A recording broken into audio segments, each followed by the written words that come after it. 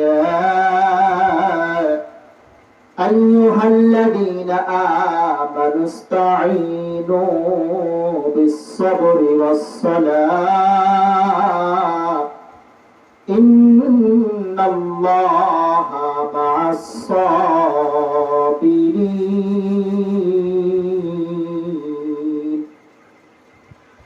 হে ইমানদারগণ, হে বিশ্বাসীগণেরা, যারা তোমরা আমি আল্লাহর উপর ঈমান আনয়ন করেছো, আমি আল্লাহকে তোমরা বিশ্বাস করো, আমি আল্লাহ রব, আমি আল্লাহ তোমাদের সব। ঠিক কিনা বলেন?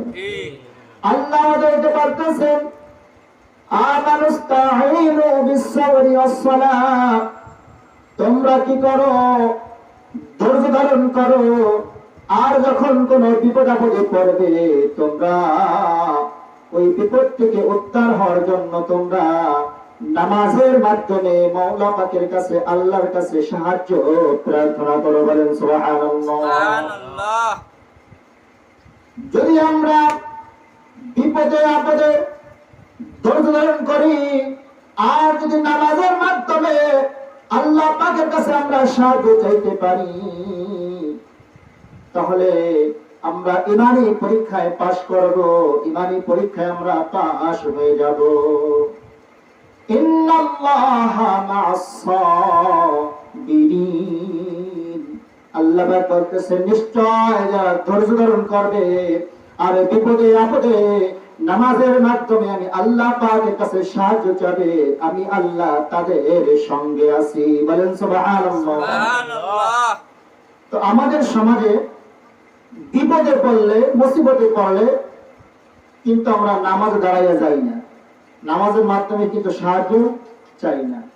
কোন জায়গা মাজার আছে, কোন জায়গা দরগা আছে, সেই সমস্ত জায়গা যায়।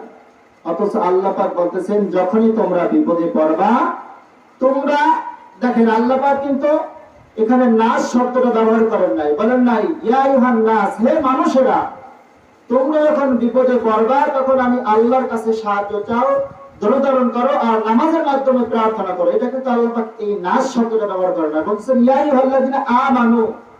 আমানু শব্দটি ব্যবহার করছে, তার মানে যারা আমরা ঈমান আনছি, যারা আমরা আল্লাহকে বলি আল্লাহ আপনি আমাদের রব।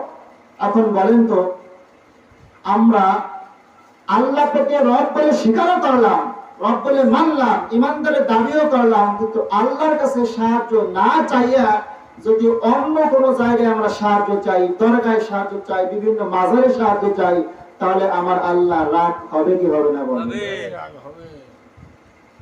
রব মানলি আমারে, স্বীকার করলি আমারে, আমি কি এত দুর্বল নাকি? আমার ভান্ডারে কি কোনো কিছু অভাব আছে নাকি? কোনো কিছু কমতি আছে নাকি? আর তুই যার কাছে চাওয়া রাখছিস ওদের তো আমি বানাইছি। আর মানুষ যখন কবরবাসী হয়ে যায়, আল্লাহ রাসূল বলেছেন ও আমার সাহাবীরা রে, মানুষ যখন মারা যায় তখন তার মতন অসহায়, তার মতন বিপদগ্রস্ত আর কেউ হতে পারে না। সাহাবীরা জিজ্ঞাসা করেছিলেন ইয়া রাসূলুল্লাহ কিরকম করে দিয়েছিলেন? ও আমার সাহাবীরা রে, তোমরা কি কখনো সমুদ্রের মাঝখানে পড়ে গেছো, জাহাজ তলায় গেছে, লঞ্চ ডুবে গেছে, লঞ্চ ডুবে যাওয়ার পর তুমি এখন সমুদ্রের মাঝখানে ভাসতেছো, বলো ওই অবস্থায় তুমি কোন অবস্থায় আছো? সাহাবীরা বললেন ইয়া রাসূলুল্লাহ ওই অবস্থা তো আমি সবচাইতে বিপদগামী, সবচাইতে বিপদে আমি আছি। বলে তুমি যখন সমুদ্রের মাঝখানে লঞ্চটা ডুবে গেল, জাহাজটা ডুবে গেল, তুমি হাবুডুবু খাইতে সাঁতার কাটতেছো, তোমার আশেপাশে কোনো কুল কিনার নাই, তো ধ্রুব একটা মানুষ যখন মারা যায় ওই মানুষটাও কোনো কুল কিনারা খোঁজে পায় না। বলেন নাউজুবিল্লাহ। এখন যে মানুষটার কোনো কুল কিনার নাই, যে মানুষটা হাবুডুবু খাইতেছে সমুদ্রের মাঝখানে পড়ে যায়, তার কাছে যদি আমি আপনি যাই চাই, আমার আল্লাহ গাজর হবে না? বলে অথচ চাইতে কোন জায়গায় আল্লাহ পাক জানাও দিছে, বইলেও দিছে, জানার পরে আমরা সেই জায়গা না চাইয়া ওই জায়গায় চাই।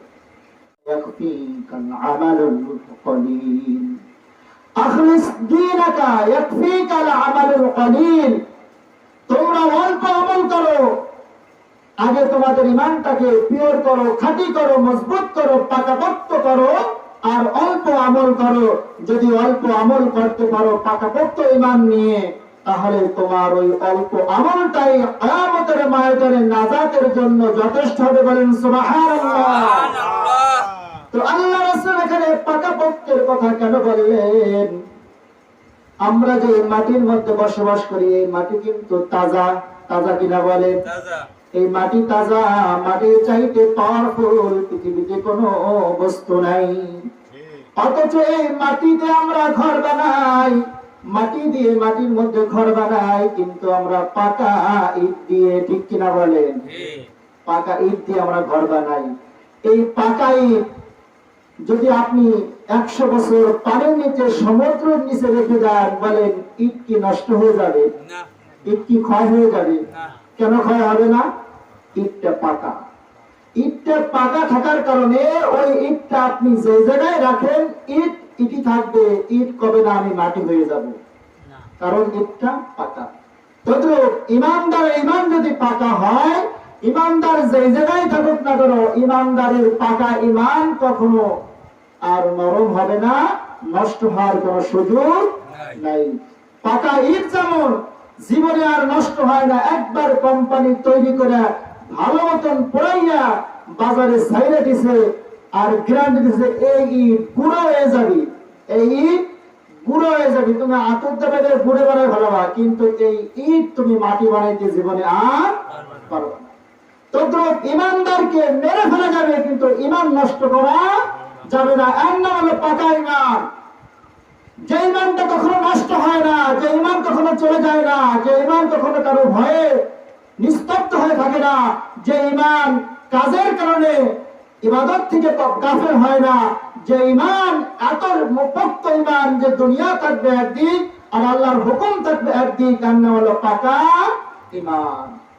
ইট যদি একবার পাকা হয়ে যায়, ইট আপনি যে জায়গায় রাখেন, মাটির তলে রাখবেন পাকা, পানির তলে রাখবেন পাকা, বিল্ডিং বানাবেন পাকা, আপনি যে জায়গায় রাখবেন ইট, এই পাকা ইট পাকাই থাকবে, কখনো কাঁচা হওয়ার সুযোগ নাই। তদ্রূপ আমার আপনার ঈমানটাকে ওরকম ইটের মতন পাকা বানাবো কি বানাবো না বলেন? যদি পাকা ইটের মতন আমার আপনার ঈমানটাকে পাকা বানাইতে পারি, আমি আপনি যেই জায়গা যাব সেই জায়গায় আমার আপনার দাম আছে না নাই বলেন? ইমানদারের দাম আছে না নাই বলেন? আছে। ইমানদারের এত দাম আল্লাহর কাছে, সমস্ত পৃথিবীর মানুষ একদিক আর একজন ইমানদার একদিক, ওই একজন ইমানদারের দাম আমার আল্লাহর কাছে সবচাইতে বেশি। বলেন সুবহানাল্লাহ। এই জন্য আমাদের ঈমানটাকে পিওর করতে হবে, খাঁটি বানাইতে হবে। যদি ঈমানদারকে খাঁটি বানাইতে পারি, তাহলে আমার আপনার যে কোনো ভালো কাজে মন বসবে, যে কোনো ভালো কাজে আগ্রহী হবে। কারণ ঈমান পাকা না হওয়ার কারণে আমরা কিন্তু ভালো কাজ করে মজা পাই না।